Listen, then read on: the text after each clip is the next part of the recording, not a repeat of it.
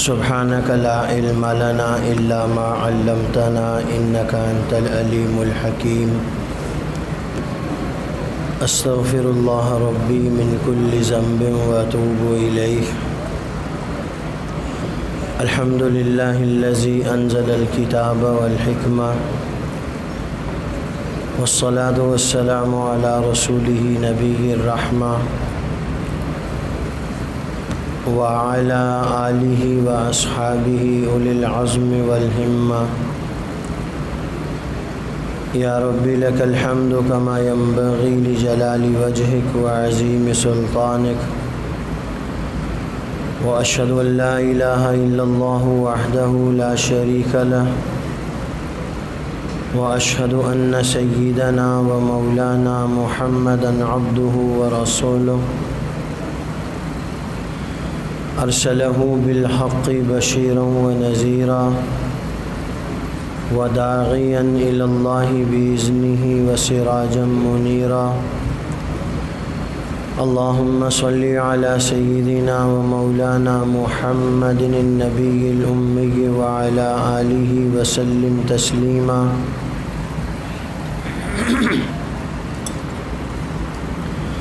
وصل كذلك على جميع الأنبياء والمرسلين وعلى الملائكة المقربين وعلى عباد الله الصالحين أجمعين إلى يوم الدين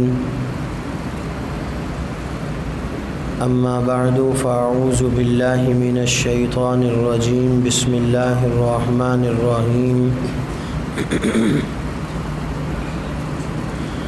يا أيها الذين آمنوا من يرتد منكم عن دينه فسوف يأتي الله بقوم يحبهم ويحبون أذلة على المؤمنين أعزة على الكافرين يجاهدون في سبيل الله ولا يخافون لومة لائم ذلك فضل الله يؤتيه من يشاء والله واسع عليم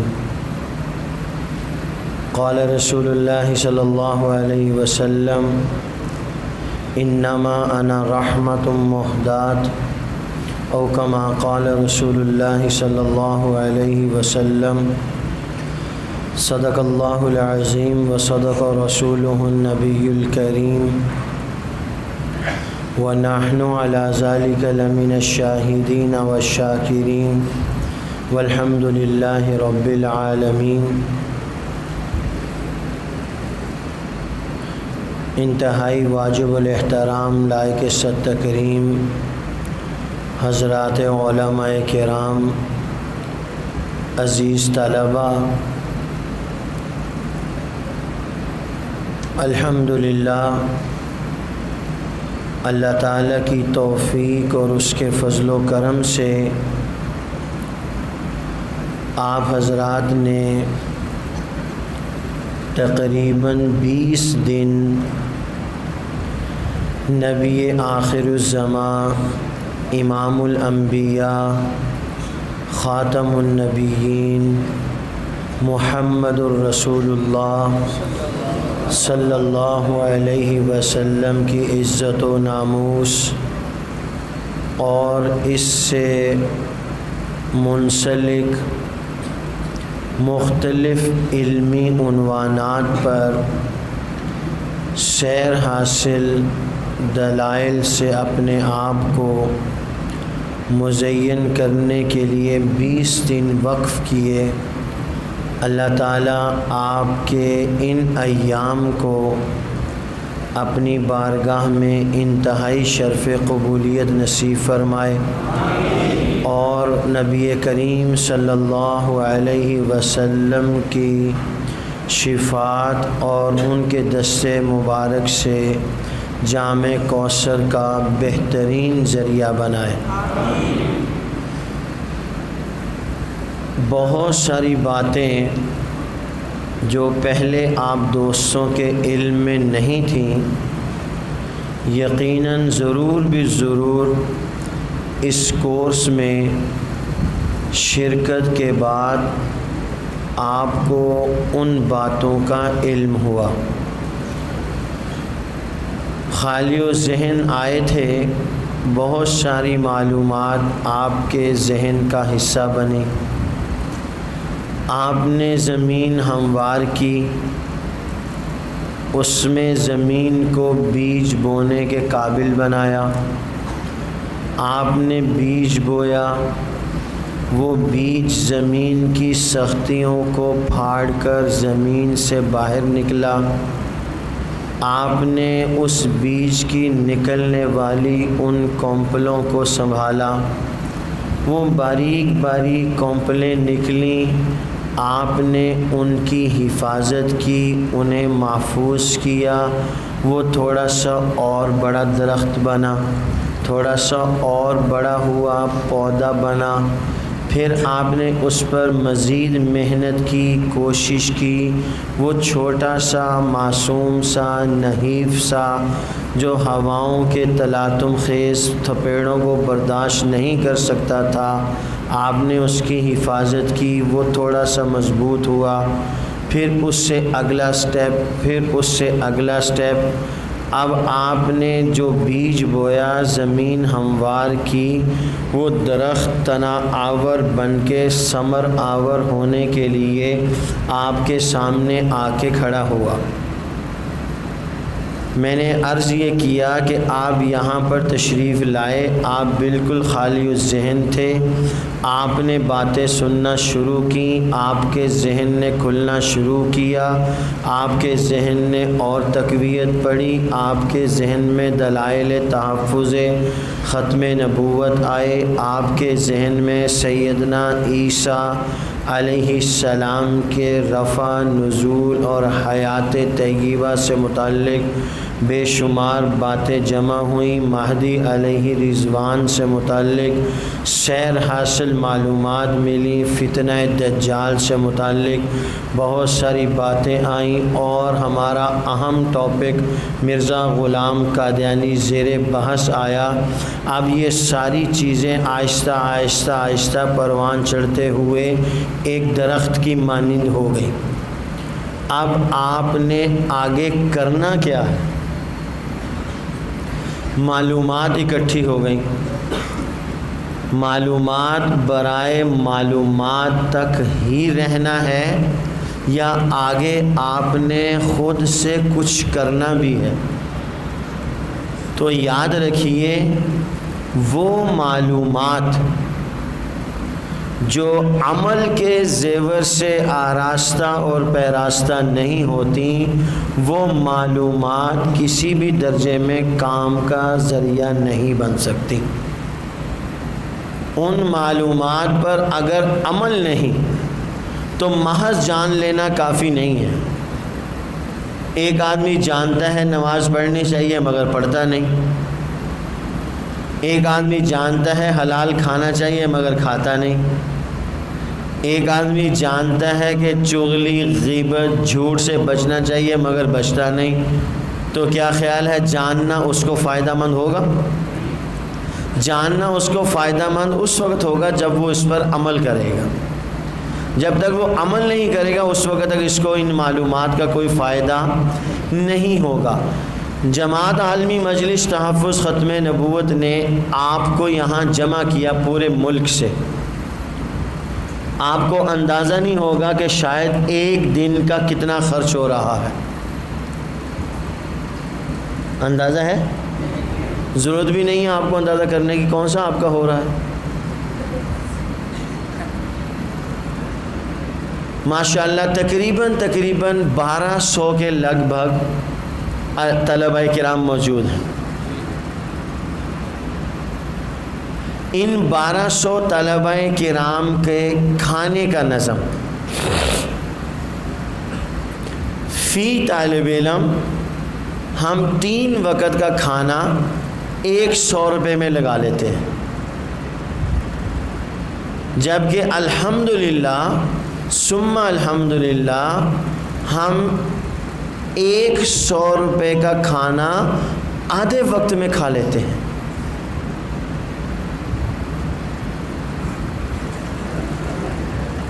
نہیں سمجھے؟ میں نے کیا کہا؟ 3 وقت کا کھانا کتنے کا؟ 100 روپے کا. تو 120 طلبہ کے 3 وقت کا کھانا کتنے کا بنا؟ ماشاءاللہ. حضرت فرما رہے ہیں 1200 روپے کا. ہماری جان نکل گئی. 1,20,000 روپیہ. 1,20,000 روپیہ. اس کو 20 سے ضرب دیں. 20 لاکھ سیدھا سیدھا ہو گیا. اوپر کے 20,000 فی دن کے 20,000. کل کتنے دن ہیں؟ 20. تو یہ کتنے بن گئے؟ اب آپ اندازہ لگائیں آپ کی سراجی کتنی مضبوط ہے.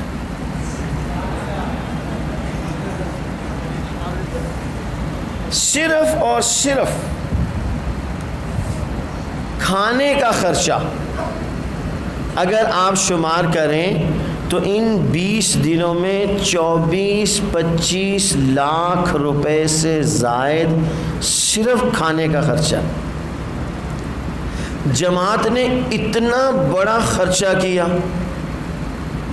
اپنی جمع پونجی ساری حضرت صلی اللہ علیہ وسلم کی عزت و ناموس اور عقیدہ ختم نبوت کے تحفظ کے لیے جو مجاہدین تیار کیے جا رہے ہیں ان پر دل کھول کے خرچ کیا.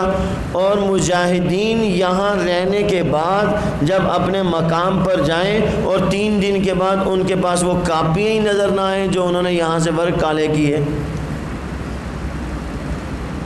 تو کیا خیال ہے آپ نے اپنے ساتھ اپنی جماعت کے ساتھ انصاف کیا؟ سارے نہیں بولتے. تو آپ کو ایسے ہی بے انصافی کرنی چاہیے. سب سے پہلی بات، اس پورے کورس اور کلاس میں شرکت فرمانے والے وہ فارغ التحصیل حضرات علماء کرام جو جدید ہیں یا قدیم ہیں، کیا انہوں نے اب تک از خود اپنی انتظامیہ کو اپنا نام پیش کیا کہ میں یہاں سے جانے کے بعد عالمی مجلس کے لیے وقف ہوں؟ کوئی ایسا ہے تو ہاتھ کھڑا کریں.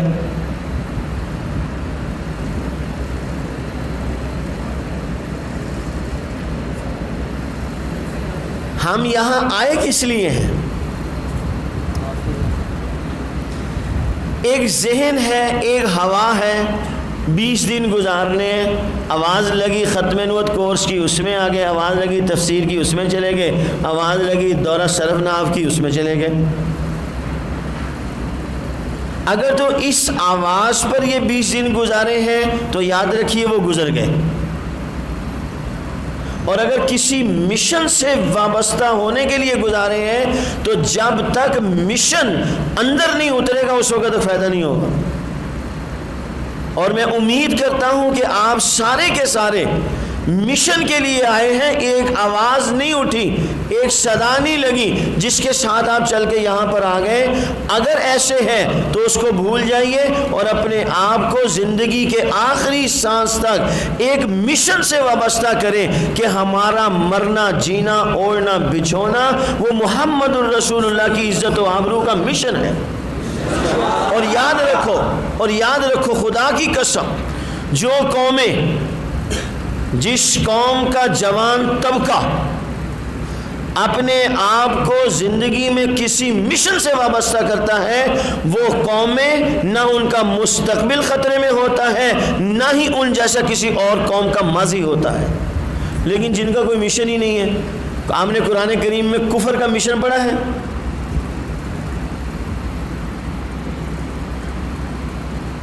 پڑھا ہے آپ نے قرآن کریم میں کفر کا مشن پڑھا ہے؟ ہاں،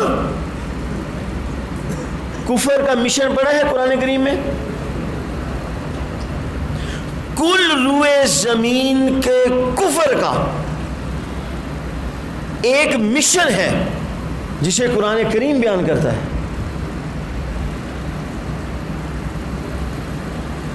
ودوا لو تکفرون کما کفروا فتکونون سوا.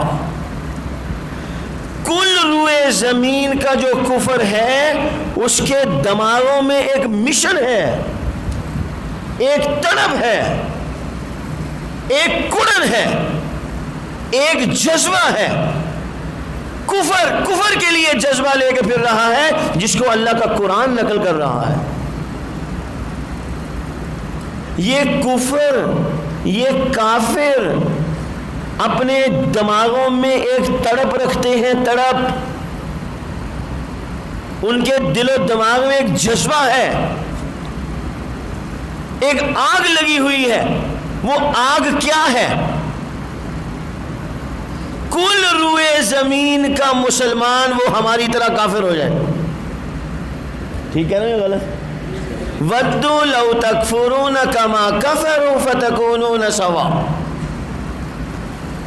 یہ قرآن کریم کفر کی تڑپ، کفر کی جستجو، کفر کا اسلام کے خلاف تڑپنا وہ بیان کر رہا ہے.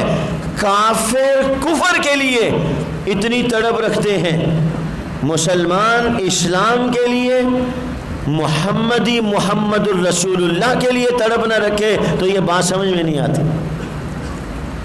پاکستان کا پہلا وزیر خارجہ نام بتاؤ؟ چودھری ظفر اللہ.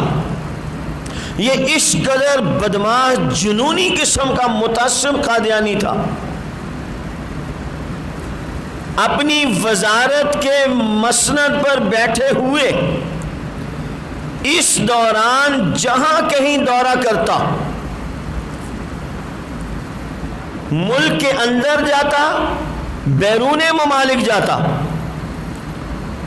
تو جس علاقے میں، جس ملک میں، جس شہر میں جاتا، اس علاقے کے قادیانیوں کی لسٹ اپنے مرکز، اپنے ہیڈ کوارٹر سے لے کر جاتا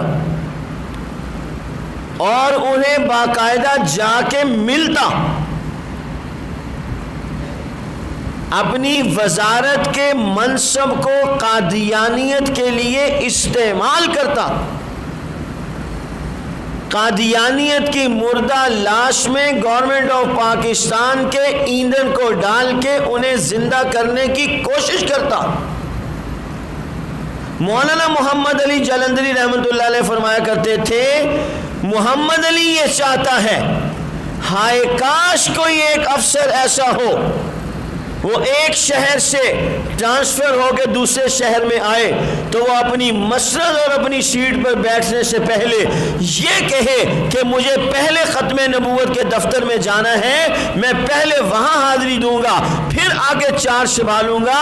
جس طرح ظفر اللہ مرزا قادیانی کے کفر کو پھیلانے کا مشتاق ہے، میں چاہتا ہوں محمد الرسول اللہ کا غلام نبی کی ختم نبوت کے تحفظ کا یوں مشتاق بنے، یوں وہ نبی کی ختم نبوت کے تحفظ کا کام کرے.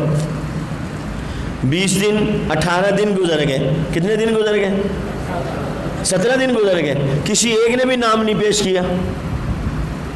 چاہیے تو یہ تھا، دفتر والے پریشان ہوتے کہ 150 علماء کو کہاں کھپانا ہے، ان کی کہاں تشکیل کرنی ہے. وہ پریشان ہے، ایک بھی نام نہیں آیا. ان کی پریشانی ٹھیک ہے یا غلط ہے؟ آپ کو ایسے کرنا چاہیے تھا.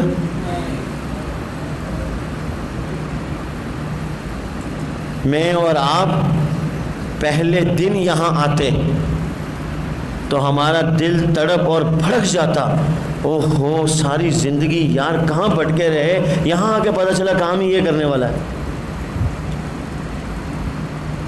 یہاں آ کے پتہ چلا قادیانیت اس قدر خطرناک فتنہ ہے، اس قدر خطرناک ترین اسلام کے خلاف سازش ہے، پیغمبر اسلام کے خلاف سازش ہے. کیسی سازش ہے؟ یہ ہے آپ کا موبائل، یہ ہے اسلام. قادیانیت نے اس کی جگہ پر اس کو اسلام پیش کر دیا. قبول کرے گا اس کا مالک یہ والا؟ ہم نے قبول کر لیا.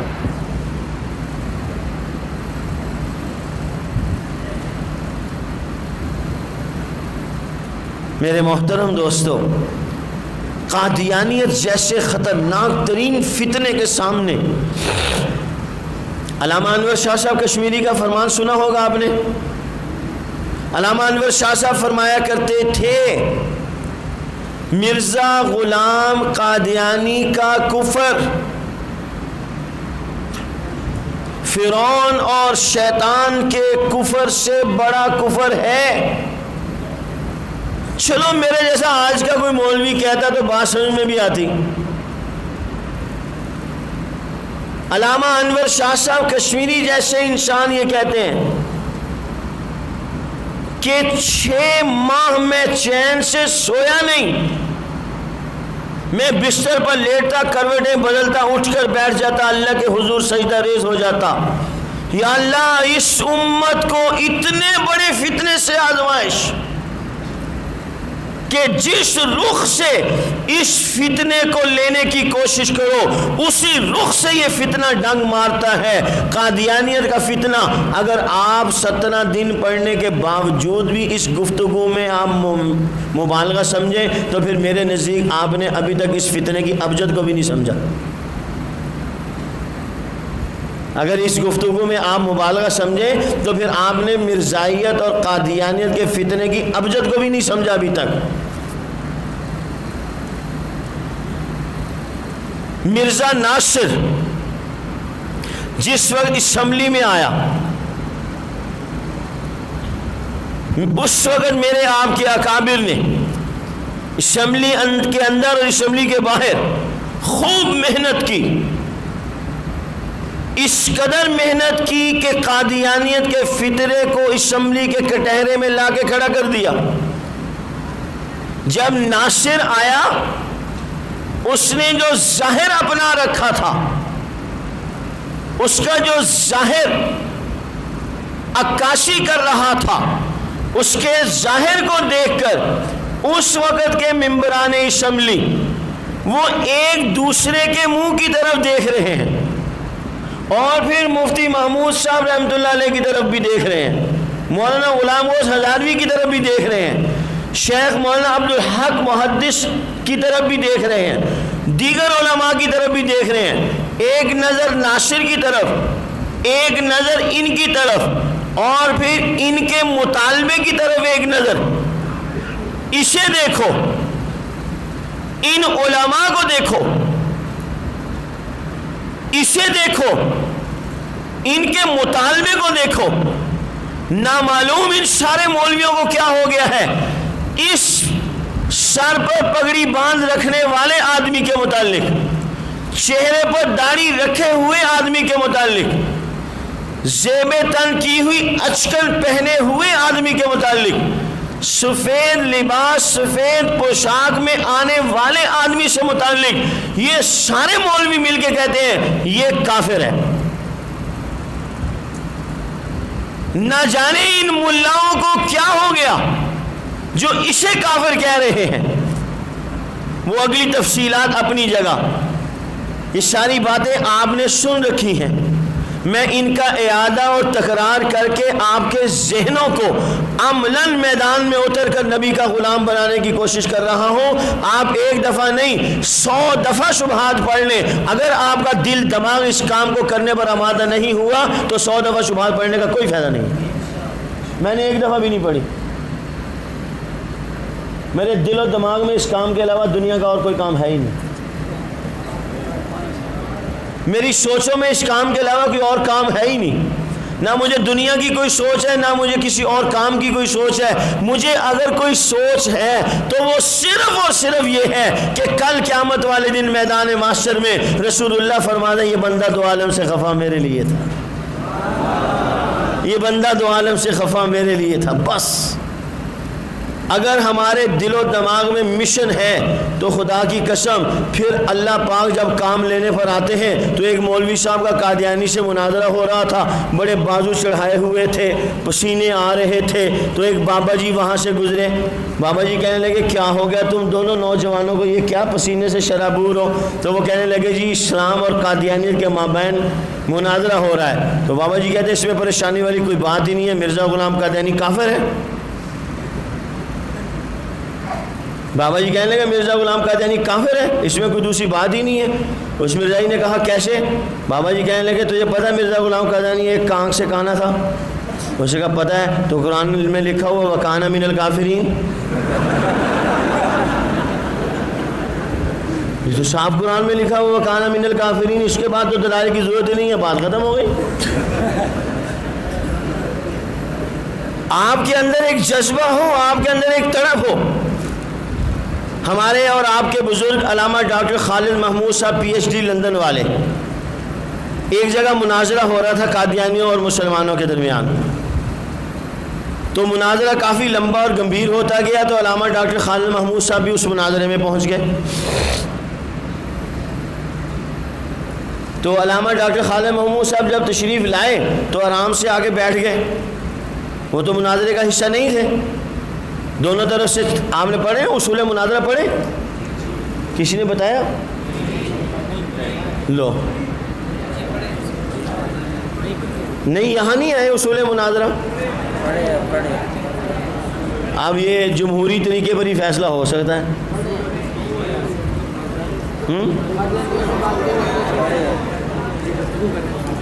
علامہ ڈاکٹر خالد محمود صاحب بھی تشریف لے آئے، تو درمیان میں انہوں نے ایک بات رکھ دی، مرزا قادیانی کا ایک حوالہ پیش کر دیا۔ اب ذرا آپ اپنے دماغ کو تازہ رکھیں، مناظرہ وقت پر صحیح بات کا جواب دینے کا نام ہے۔ مضبوط مدرس ہونا الگ چیز ہے اور مناظر ہونا الگ چیز ہے۔ بسا اوقات آدمی بہت مضبوط مدرس ہوتا ہے، لیکن بر وقت بر محل وہ جملہ فٹ کرنے پر قادر نہیں ہوتا۔ سوال کیا، سوال کا جواب آتا ہے مگر موقع پر نہیں آیا۔ سوال کیا، اس کا جواب دیا۔ تو یاد رکھیے مناظرہ میں کبھی سوال کا جواب ہوتا ہے، اور کبھی مناظرے میں سوال کا جواب سوال ہوا کرتا ہے۔ کبھی سوال کا جواب ہوتا ہے اور کبھی سوال کا جواب سوال ہوتا ہے۔ آپ اس پر ایسا سوال کریں کہ وہ اپنا سوال بھول جائے، ایسی بات اس کے سامنے رکھیں۔ تو علامہ خالد محمود صاحب مناظرے میں شریک ہو گئے، انہوں نے مرزا قادیانی کا ایک حوالہ پڑھا۔ اب مناظر مولانا خالد محمود صاحب پی ایچ ڈی لندن والوں پر تنقید کرتا ہے۔ وہ کہنے لگا اول تو آپ کو مناظرے میں شامل ہونے کا حق ہی نہیں، چلے مان لیا آپ مناظرے میں شامل ہو گئے، لیکن یہ بتائیے کہ آپ نے اصول شرائط مناظرہ پڑھی ہیں؟ اب آپ یہاں ایک ہے عام سادہ جواب، وہ کیا ہے؟ بولو، ہیں؟ نہیں پڑھی، انہوں نے تو پڑھی ہی نہیں، اور مناظرے کا حصہ ہی نہیں۔ اس نے سوال کیا مناظر نے، آپ نے شرائط مناظرہ پڑھی؟ آپ نے جواب دیا کہ نہیں پڑھی۔ آپ نے جواب دیا کہ پڑھی۔ اب اگر علامہ ڈاکٹر خالد صاحب فرمانے لگے، کہتے کہ میں نے شرائط مناظرہ نہیں پڑھی، تو اصولاً انہیں مناظرے میں شریک ہونے کا حق ہی نہیں ہے۔ شرائط مناظرہ پڑھی نہیں، آپ کو مناظرے میں شریک ہونے کا حق ہی نہیں۔ اگر وہ کہیں کہ شرائط مناظرہ پڑھی ہیں، یہ خلاف واقع ہے، انہوں نے پڑھی نہیں ہے، تو اب مولانا اس جگہ پر کیا کریں؟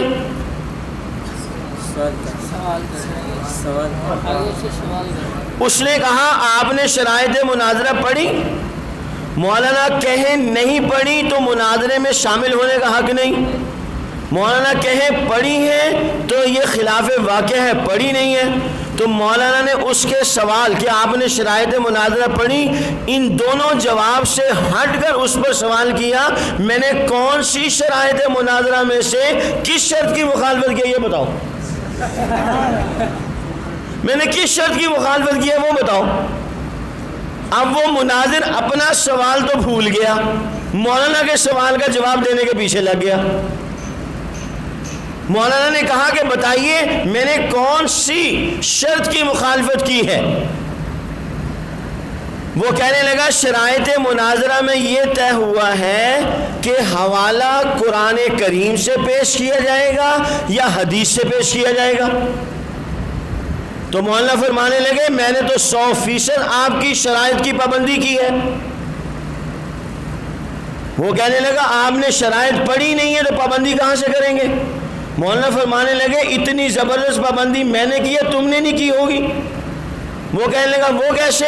مولانا فرمانے لگے شرائط مناظرہ میں طے ہوا ہے دلیل قرآن کریم سے پیش کی جائے گی یا حدیث سے پیش کی جائے گی۔ میں نے تمہارے نبی کی حدیث پڑھی ہے، تم اسے قبول نہیں کرتے، اگر اس کی حدیث کو قبول نہیں کرتے اس کی نبوت سے انکار کر دو۔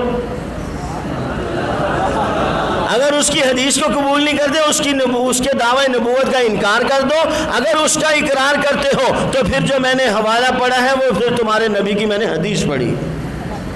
مرزا غلام قادیانی کا جو حوالہ پڑھا ہے وہ مرزا غلام قادیانی کی قادیانیوں کے نزدیک وہ حدیث ہی ہے۔ بات سمجھ میں آئی؟ مولانا لال حسین اختر صاحب رحمۃ اللہ علیہ کا نام سنا ہے؟ جی۔ کون سے نمبر کے امیر تھے وہ جماعت کے؟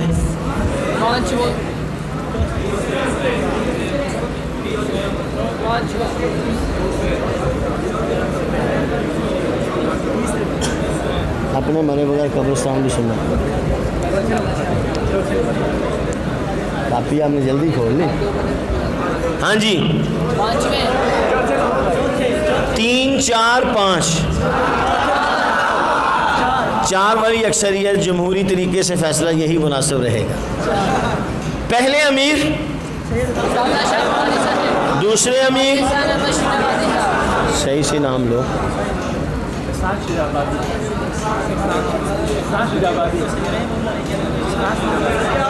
تیسرے امیر، چوتھے امیر حضرت مولانا لال حسین اختر صاحب نور اللہ مرکزہم کا ایک قادیانی سے مناظرہ ہو رہا تھا۔ مولانا لال حسین اختر رحمۃ اللہ علیہ نے آیت پڑھی۔ کبھی کبھی بسا اوقات غیر حافظ اعراب کچھ سے کچھ پڑھ دیتا ہے، حافظ ہوتا نہیں ہے تو بیچارے نے یاد کی ہوتی ہے تو وہ کچھ کہنا چاہتا ہے کہہ کچھ دیتا ہے، تو مولانا نے وہ اعراب کچھ اور پڑھ دیا۔ اب قادیانی کو موقع مل گیا، قادیانی کہنے لگا لو یہ مناظر میرے سامنے لا کے بٹھا دیا جس کو قرآن کریم کی آیت نہیں آتی۔ اب ایک یہ بات ہے کہ جو غلط پڑی ہے اس کا اعتراف کر لیا جائے، اور مناظرے میں صحیح چیز کا اعتراف بھی شکست ہوا کرتی ہے، یہ یاد رکھیے گا بات۔ مناظرے میں صحیح چیز کا اعتراف بھی وہ شکست شمار ہوتی ہے، جیسے کہ یہ مان لینا کہ ہاں میں نے غلط پڑھا، جیسے کہ یہ مان لینا کہ ہاں میں نے غلط پڑھا، یہ صحیح چیز کا اعتراف بھی شکست ہے کہ آپ نے یہ کام غلط کیا ہے۔ اور ایک بھی کام غلط وہ مناظرے کے اندر بہت بڑی ناکامی سمجھا جاتا ہے۔ تو مولانا سمجھ گئے اب ایک یہاں پر یہ ہے کہ اعتراف کیا جائے تو مناظرے کے اصل رنگ میں فرق پڑ جائے گا، تو دوسرا یہ ہے مولانا نے اس کو فوراً قادیانی کو کہا بس بس زیادہ شور کرنے کی ضرورت نہیں۔ اب وہ تھوڑا سا یوں ہوا، وہ کیسے؟ مسئلہ میرا نہیں ہے، مسئلہ تمہارے گھر کا ہے۔ وہ کیا؟ مولانا فرمانے لگے میں نے قرآن پڑھا ہے بشیر الدین سے، بشیر الدین نے پڑھایا مرزا قادیانی سے، مرزا قادیانی نے بشیر کو غلط پڑھایا، بشیر نے مجھے غلط پڑھایا، تمہارے گھر میں رہا قرآن غلط پڑھ کے آیا تھا، غلط پڑھ رہا ہوں، اب اسلام کے گھر میں آیا ہوں، اب آئندہ سے قرآن صحیح پڑھوں گا۔ تو مناظرہ یہ ایک خداداد صلاحیت ہوتی ہے، بسا اوقات کچھ بھی نہیں پتا ہوتا، آدمی ایسی بات کر دیتا ہے کہ دوسرا ویسے ہی بھاگ جاتا ہے۔ تو بات چل رہی تھی کہ اس ماحول میں سے چودھری ظفر اللہ کی بات چلی۔ چودھری ظفر اللہ جنونی قسم کا قادیانی تھا، وہ قادیانیت کو پروان چڑھانے کی ہمہ وقت فکر رکھتا تھا، مولانا محمد علی جالندھری رحمۃ اللہ علیہ فرماتے تھے کہ کاش کوئی ایسا ہو، کاش کوئی ایسا ہو وہ محمد الرسول اللہ صلی اللہ علیہ وسلم کے لیے دیوانگی کی حد تک اپنے آپ کو پیش کرے۔ یہ چودھری ظفر اللہ، آپ نے شاید اس دوران یہ بات سنی ہو حضرات سے، خان کلات خان احمد یار خان رحمۃ اللہ علیہ سے ملنے گیا، سنی بات؟ چودھری ظفر اللہ خان کلات خان احمد یار خان کو ملنے کلات گیا، اور کلات جانے سے پہلے اپنے مرکز سے رابطہ کیا۔ وہاں جو قادیانی تھا اس کا نام عطا پتہ لے کر گیا، خان کلات سے محو گفتگو ہوا۔ دوران گفتگو چودھری ظفر اللہ نے خان کلات سے کہا، بلوچستان والے ہیں کوئی؟ او ماشاءاللہ، وجہ وشے چنے، ہاں ماشاءاللہ۔ تو کلات، خان کلات خان احمد یار خان کا علاقہ، تو وہ وہاں پر گیا، ظفر اللہ خان کلات سے ملا اور یہ کہا کہ آپ کے قریب علاقے میں ہمارا ایک قادیانی رہتا ہے۔ اس نے احمدی کہا، یہ پڑھا ہے آپ نے یہاں 20 دنوں میں کہ قادیانیوں کو احمدی کہنا درست نہیں، یہ پڑھی ہے بات؟ بس ٹھیک ہے، اس کو یاد رکھنا ہے۔ بہت سارے لوگ احمدی احمدی کرتے ہیں، قادیانیوں کو احمدی کہنا سرے سے جائز ہی نہیں ہے۔ احمدی کون ہے؟ محمد الرسول اللہ صلی اللہ علیہ وسلم کو ماننے والے مسلمان حقیقت میں سچے احمدی ہیں۔ اس ظفر اللہ نے کہا، ہمارا ایک قادیانی آپ کے قریب کے علاقے میں رہتا ہے، اسے بلاؤ۔ تو خان کلات خان احمد یار خان کہنے لگے، یہاں کوئی قادیانی مرزائی نہیں رہتا۔ اس نے کہا کہ آپ کی معلومات درست اور ناقص ہیں، درست نہیں ہے، یہاں آپ کے قریب علاقے میں ایک قادیانی ہے، اسے بلاؤ۔ چنانچہ خان کلات نے اس کو بلانے کے لیے بندہ بھیجا۔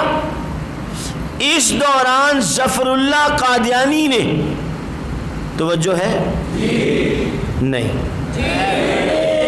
کاش یہ میرے 2-3 جملے آپ کے دماغ میں اتر جائیں۔ میں نفس واقعہ نہیں آپ کو سنا رہا، آپ کی سبحان اللہ کا منتظر نہیں ہوں، میرے اس واقعے سے نتیجہ نکالو۔ واقعہ برائے واقعہ نہیں، قصہ برائے قصہ نہیں۔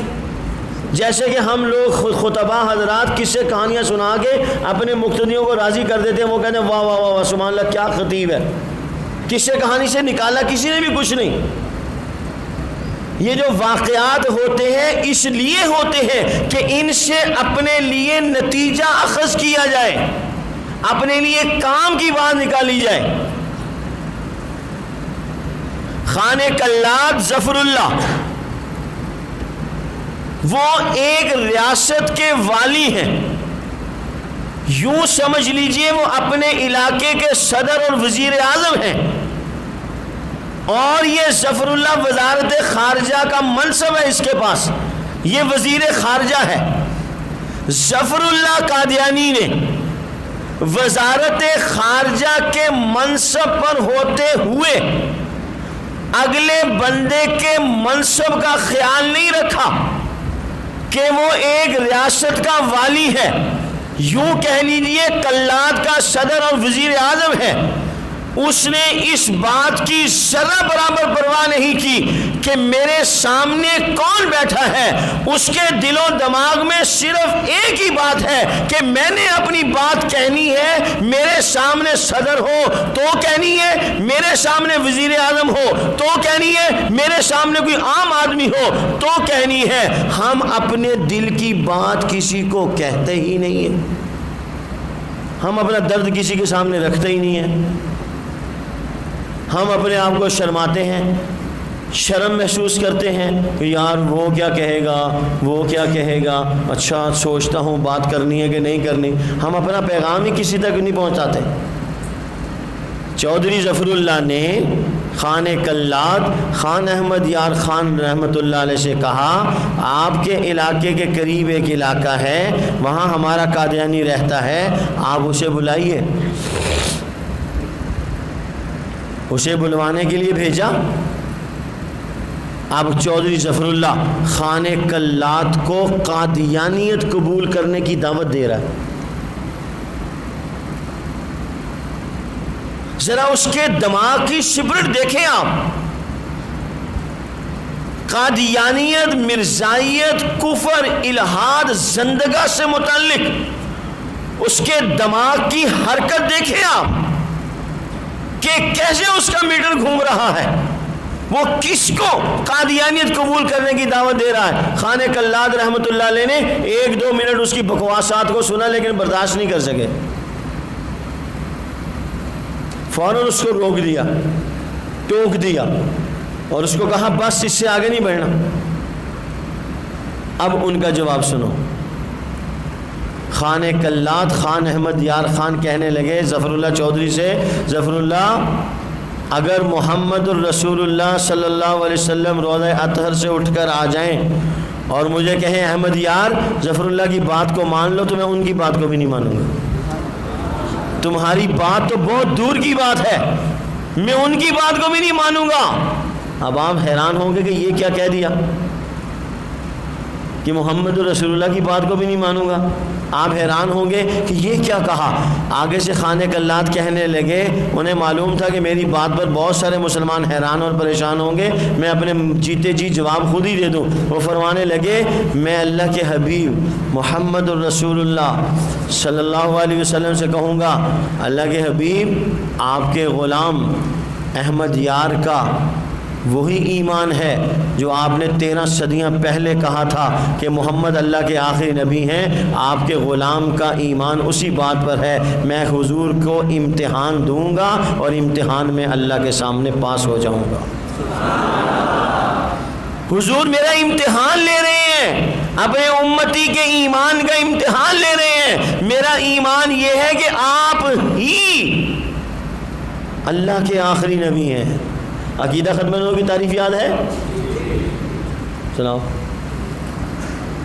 اللہ تعالیٰ نے ہدایت کے لیے حضرت آدم علیہ السلام یا آپ علیہ السلام کے بعد کوئی نبی پیدا نہیں ہوتا۔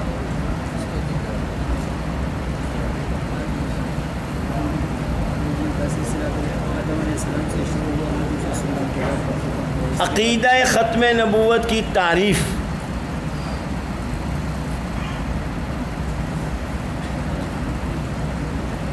بیٹھے بیٹھے سنا دیں۔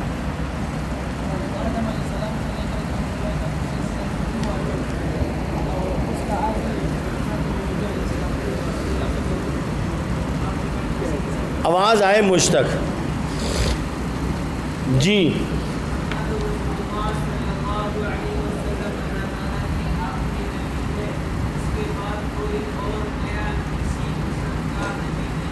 کراچی سے آئے ہو؟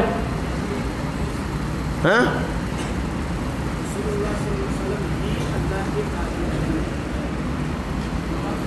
عقیدہ ختم نبوت کی تعریف سنو، تعریف جامع بھی ہو، تعریف معنی بھی ہو، ایسی تعریف کریں کہ اس پر کسی قسم کا کوئی اعتراض نہ ہو۔ جامع معنی تعریف حضرت، یہ فقیر کے الفاظ لکھو انشاءاللہ الرحمن۔ حضرت محمد الرسول اللہ صلی اللہ علیہ وسلم ہی بھی نہیں، کیا کہہ رہا ہوں؟ ہی۔ یہ ہی کا کیا مطلب ہے؟ ہاں یہ کیا، کیوں حسر، کس بات میں حسر کی جا رہی ہے؟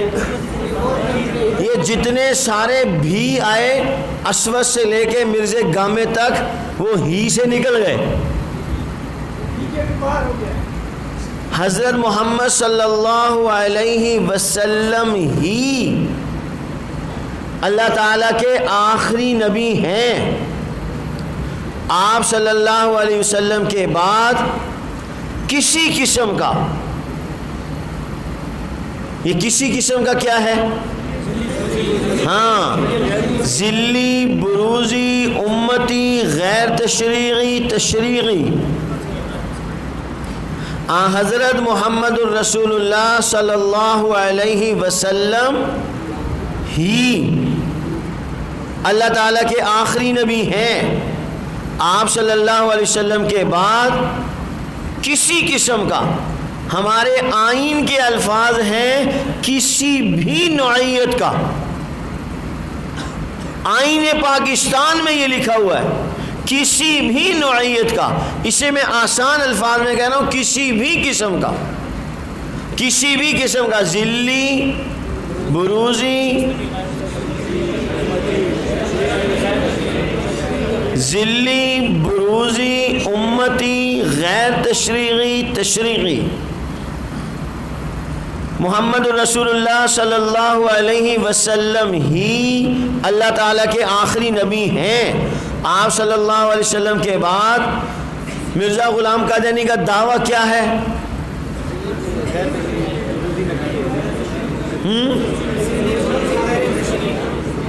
ذلی، بروزی. دیکھو، آپ نے جب کسی قادیانی سے گفتگو کرنی ہے تو کس عنوان پر گفتگو کرنی ہے؟ وہ اس پر نہیں آتا، پھر دوسرا عنوان.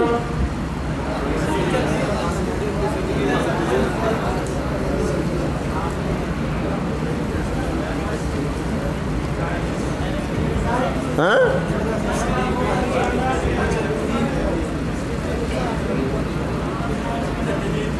آپ نے قادیانی کو کہا یہ عنوان، اس نے کہا نہیں، اس پر نہیں بات کرنی. اس نے کہا کہ یہ عنوان، آپ نے کہا اس پر بات نہیں کرنی. تو پھر کس عنوان پر گفتگو کرنی؟ اس کو نبوت ملی ہے. ہم اس کو کہیں گے کہ جو آپ یہاں جو حضرات میں قیامت الدین ہیں ان کو ذہن کر دیکھ لو پھر.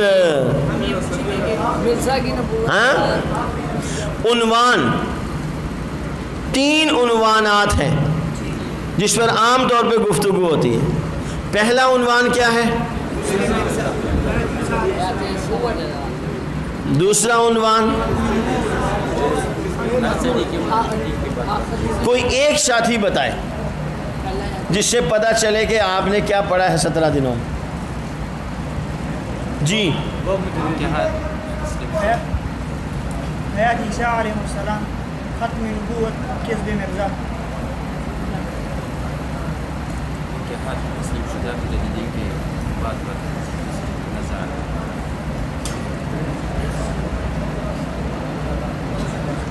ہاں جی، اور بتاؤ.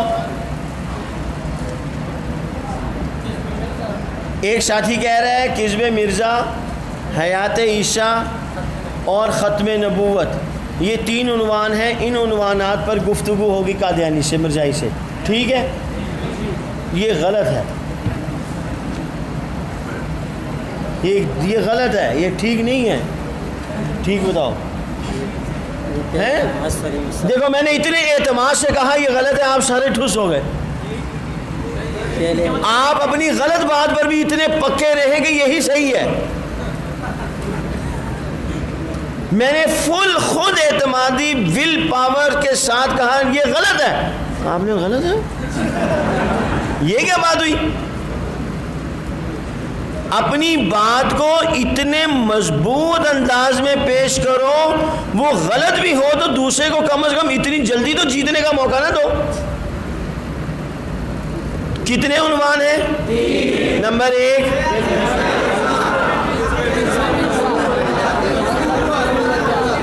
اچھا اب ایک ساتھی بولے. چل بھائی کھڑا جا. وہ یہ تو نئی بات کر دی آپ نے. اب میری سنو. 3 عنوانات ہیں جس پر عام طور پر قادیانیوں کے ساتھ گفتگو ہوتی ہے. دیکھو، جب تک آپ عنوان صحیح متعین نہیں کریں گے گفتگو کا رخ صحیح نہیں ہوگا. عنوان کی صحیح تعیین، اس عنوان پر آپ نے گفتگو کس دائرہ کار میں کرنی ہے؟ یہ سب سے بنیادی دو چیزیں ہیں، عنوان کی تعیین، اس عنوان پر گفتگو کرنے کا دائرہ کار۔ اگر عنوان کی تعیین صحیح نہیں تو گفتگو معنی خیز نہیں، نتیجہ خیز نہیں، اور اگر دائرہ کار متعین نہیں تو پھر آپ کبھی بھی اپنے نتیجے کو نہیں پا سکتے۔ سب سے بنیادی بات ہے عنوان صحیح قائم کرنا، پھر اس عنوان پر دائرہ کار کے اندر رہ کر گفتگو کرنا۔ عنوان صحیح نہیں تو گفتگو نتیجہ خیز نہیں، عنوان صحیح ہے اس پر گفتگو کرنے کا انداز صحیح نہیں تو بھی آپ نتیجے پر نہیں پہنچ سکتے۔ تو آپ نے عنوان متعین کرنا ہے۔ عام طور پر کتنے عنوانات ہیں؟ 3۔ اب ایک ساتھی بولیں، نمبر 1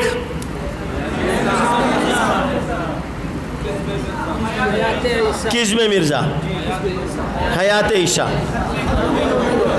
اب آپ توجہ فرمائیے، عام طور پر 3 عنوانات اختیار کیے جاتے ہیں۔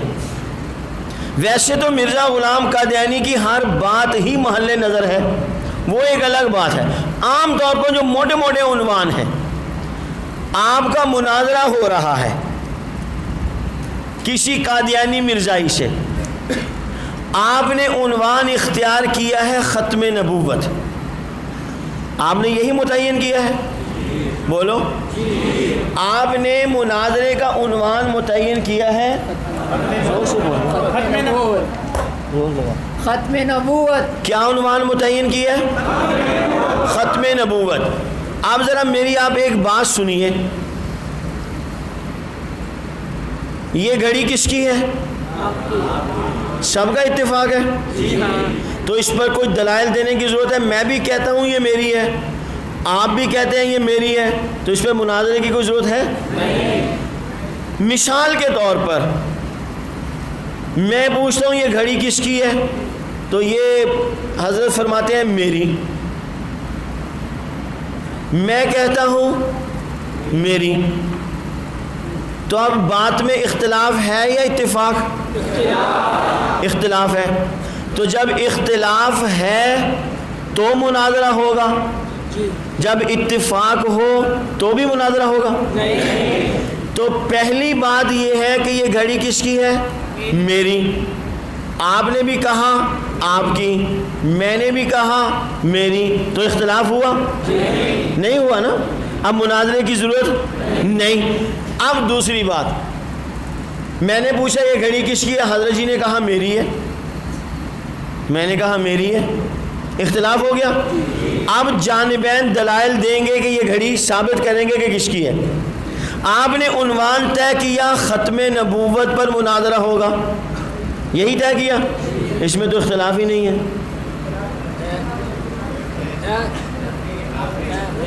ختم نبوت میں تو اختلاف ہی نہیں ہے۔ مسلمان بھی کہتے ہیں نبوت ختم، مرزائی بھی کہتے ہیں نبوت ختم، تو مناظرہ کس بات میں ہوگا؟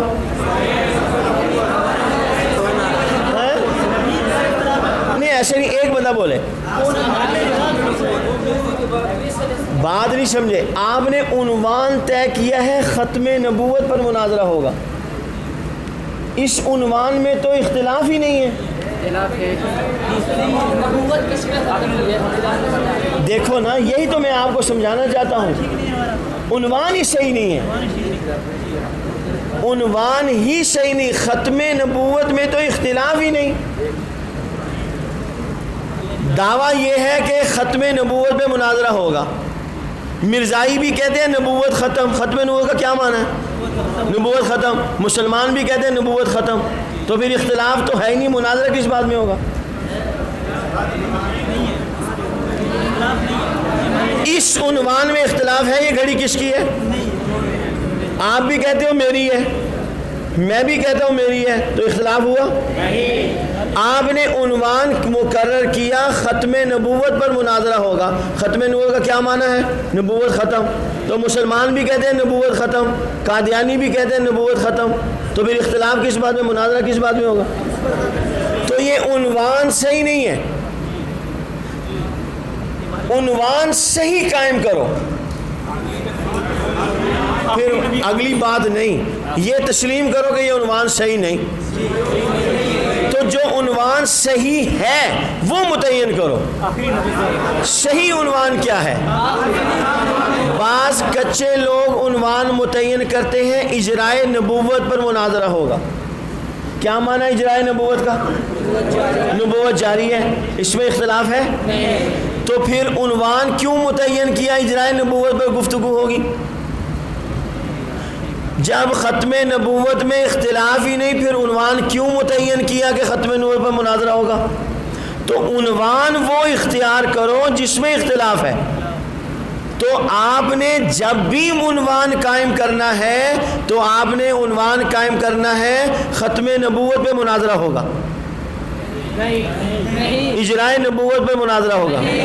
آپ کا عنوان یہ ہوگا کہ آخری نبی کون ہے، اس آخری نبی کے عنوان میں اختلاف ہے۔ مسلمان کہتے ہیں آخری نبی محمد الرسول اللہ ہیں، نعوذ باللہ معاذ اللہ قادیانی کہتے ہیں مرزا گاما کانا ہے۔ تو اب دونوں میں اختلاف ہوا، جب یہاں اختلاف ہے تو مناظرے کی صورت پیش آئے گی۔ اچھا جی، اب آپ سے اگلا سوال، اب عنوان طے ہو گیا کہ آخری نبی کون ہے، مرزا غلام قادیانی یا محمد الرسول اللہ۔ مسلمانوں کا دعویٰ آخری نبی محمد الرسول اللہ، قادیانیوں کا دعویٰ مرزا کانا قادیانی، ٹھیک ہے۔ اب اس پر آپ نے بات کرنی ہے۔ اس عنوان سے پہلے ایک اور عنوان ہے، آپ اس کو جب متعین کریں گے پھر یہ عنوان آئے گا۔ مرزا غلام قادیانی کا دعوی نبوت کیا ہے؟ مرزا غلام قادیانی کا دعوی نبوت کیا ہے؟ آخری نبی ہونے کا سوال تو بعد میں آئے گا، پہلے مرزا غلام قادیانی کا دعوی نبوت وہ بتائیے آپ کیا ہے؟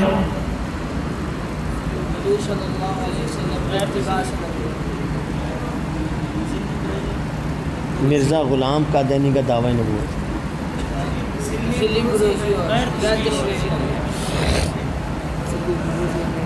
بولو۔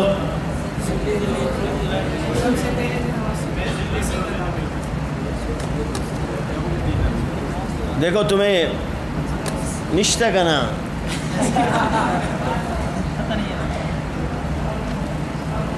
مرزا غلام قادیانی کے دعوی نبوت کے آپ پہلے ٹوٹے ٹوٹے کریں، انیلسس کریں، اسے پرکھیں۔ دیکھو مرزا غلام قادیانی کا دعوی نبوت کیا ہے؟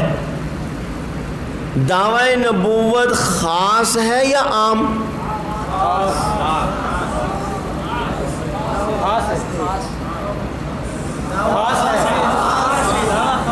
کیا خاص ہے؟ تو وہ خاص دعویٰ کیا ہے؟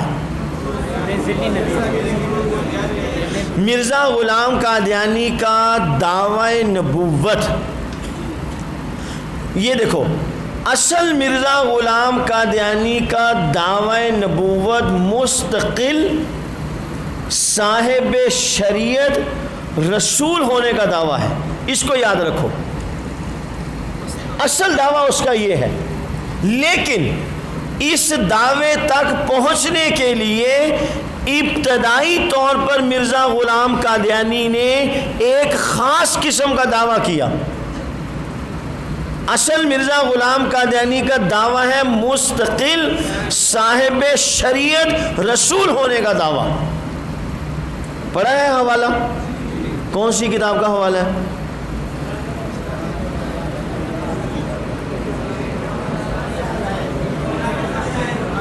ہاں بس یہ ہوئی نا بات، روحانی خزائن کی کتنی جلدیں ہیں؟ اب ڈھونڈتے روحانی خزائن میں. قربان جاؤں میں تمہارے مناظرے اسلام کے. مرزا غلام قادیانی کا اصل دعویٰ کیا ہے؟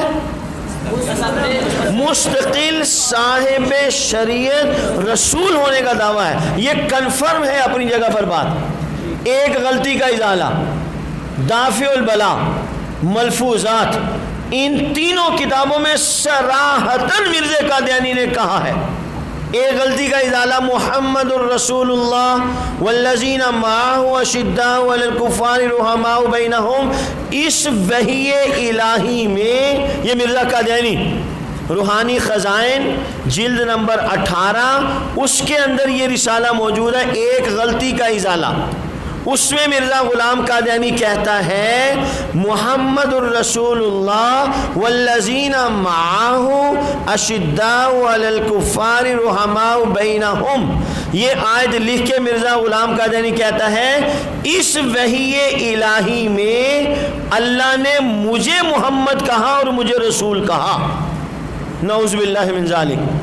ایک غلطی کا ازالہ، دافع البلا صفحہ نمبر 11، اس میں مرزا غلام قادیانی کہتا ہے سچا خدا وہ ہے جس نے قادیان میں اپنا رسول بھیجا. یہ مستقل صاحب شریعت رسول ہونے کا دعویٰ ہے. سچا خدا وہ ہے جس نے قادیان میں اپنا رسول بھیجا. یہ تو مرزا غلام قادیانی کا اصل رسول ہونے کا دعویٰ ہے. اس دعوے تک پہنچنے کے لیے مرزا غلام قادیانی نے سٹیپ لیے. پہلے ایک انگڑائی لی، پھر دوسری، پھر تیسری. اب بتاؤ مرزا غلام قادیانی کا دعوی نبوت جو ہے وہ عام ہے یا خاص؟ آپ نے پڑھا ہے؟ دیکھو میں آپ کو تکرار کرا رہا ہوں، فائدہ ہو رہا ہے نا، لیکن نئے سٹائل سے.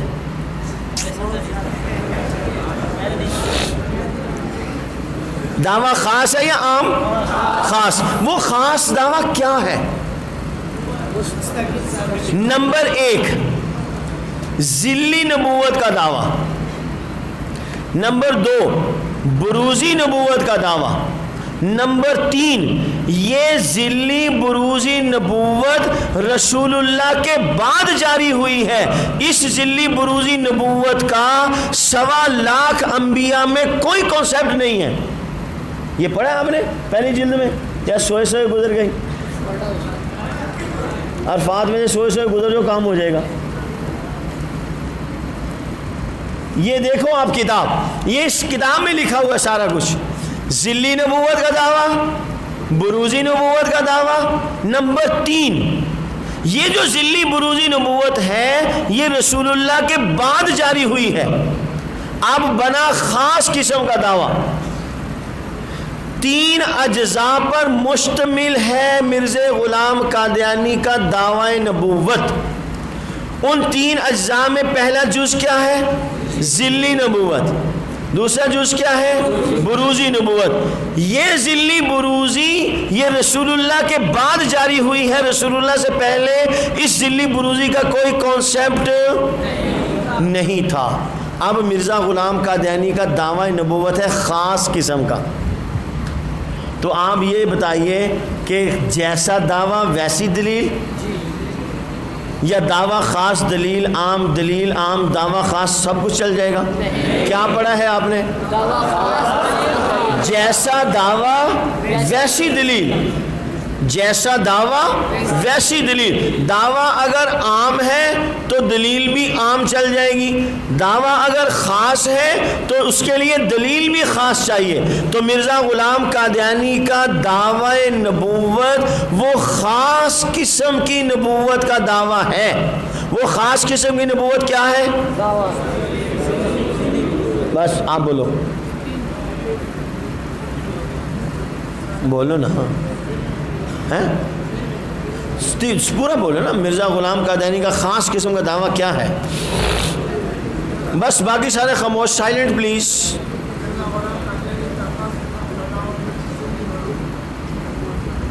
آگے دیکھو میں نے کہا مرزا غلام قادیانی کا دعویٰ خاص قسم کی نبوت کا ہے. وہ خاص قسم کی نبوت کا دعویٰ 3 اجزاء پر مشتمل ہے. پہلا جز ہے ذلی نبوت، دوسرا جز ہے بروزی نبوت، تیسرا جز ہے یہ جو دونوں ذلی بروزی ہیں یہ حضور علیہ السلام کے بعد جاری ہوئی ہے. ذلی بروزی، یہ ذلی بروزی حضور کے بعد جاری ہوئی ہے، حضور سے پہلے اس کا کوئی تصور. تو 3 اجزاء پر مشتمل ہوا مرزا غلام قادیانی کا ابتدائی درجے کا دعوی نبوت. 3 سے مل کر 1. 3 کیا ہے؟ کیا ہے وہ بولو. ہاں، جب تک آپ یہ نہیں کہیں گے تو یہ ذلی بروزی والا دعویٰ مکمل نہیں ہوگا. ذلی بروزی، یہ ذلی بروزی حضور علیہ السلام کے بعد جاری ہوئی. یہ ہے عام خاص قسم کا دعوی نبوت. اس خاص قسم کے دعوی نبوت پر ہمارا سوال یہ ہے قادیانیوں سے کہ چونکہ مرزا غلام قادیانی کا دعوی نبوت خاص ہے تو خاص قسم کے دعوے کے لیے خاص قسم کی دلیل چاہیے.